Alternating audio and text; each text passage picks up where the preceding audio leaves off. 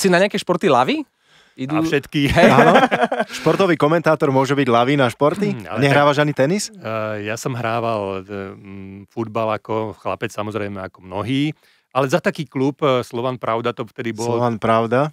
To bol taký klub, ktorý vtedy, dávno. Niekoľkonásobný majster Slovenska. Kde hrával? Ale v Petržalke. Ale to bol vlastne klub, ktorý, preto som tam aj bol, aby som vôbec sa dostal na ihrisko. Tam som mal šancu, že naozaj si zahrám na tých súťažných zápasoch. Okrem toho som chodil na plávanie, ale zase tam ako náhle chceli odo mňa, keď som sa pripravoval na majstrovstvá Slovenska, aby som... To bolo dávno. Už hasli.